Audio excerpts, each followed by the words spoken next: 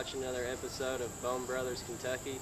Today we're going to take you along to a couple of our early season stands that we feel like we're gonna have some success out of. And as we go along through the season, we'll take you to the other ones. Really trying to get out of the habit of getting in those areas anymore. Some of our other stands are in transition areas or close to bedding areas that we really want to try to stay out of. We're in the stand we call the road stand here. We got our food plot you've seen in previous episodes out here in front of us with the on the far south side where the wood line is. We have our Frigid Forage Big and Beastie. Straight in front of us we got the mixture of the Heartland Institute, Buckbuster Extreme, and the Eagle Seed Broadside. And what we expect is deer to funnel up into these food plots here. And Uriah actually filmed Lucky. Actually, the shooting lane you're looking at now was one of the lanes that we got Lucky in.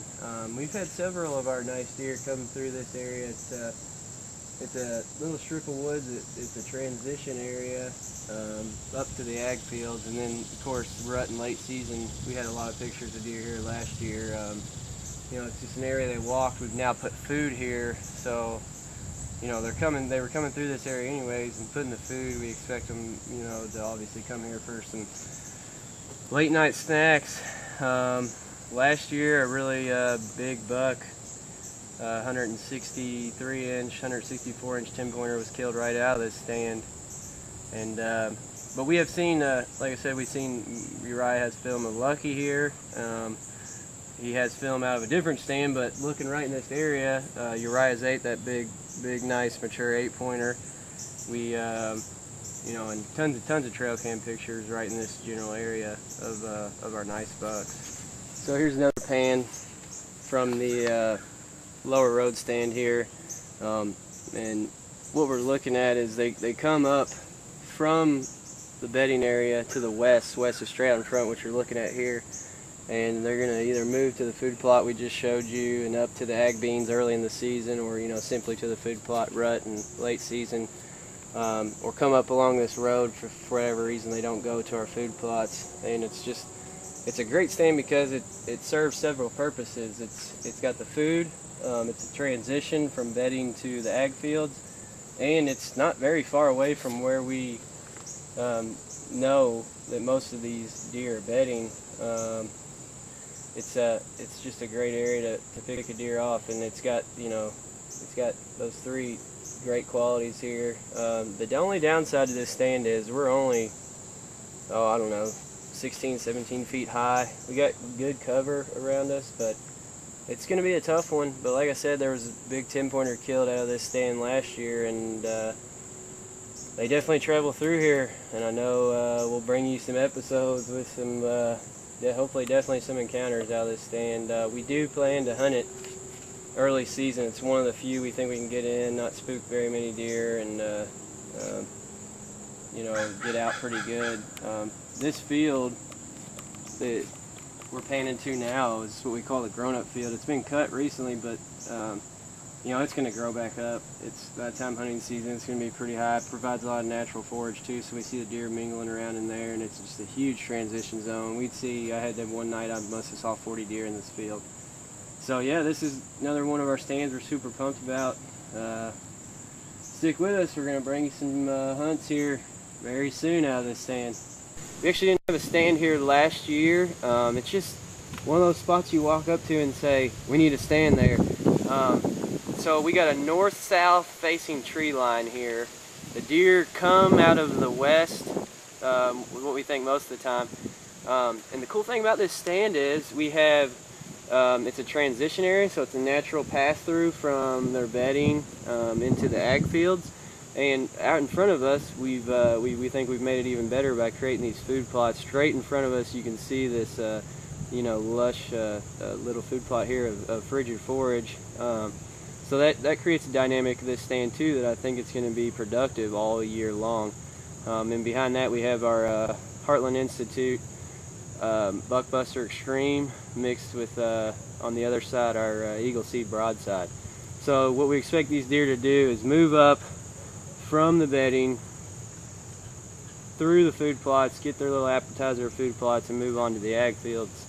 here in the early season. Late season, we think this stand is kind of the same deal, except they might not move through to the ag fields. We expect them to come out here and in rut in late season, come out here and mingle around in this food plot and hopefully catch a big buck on their feet.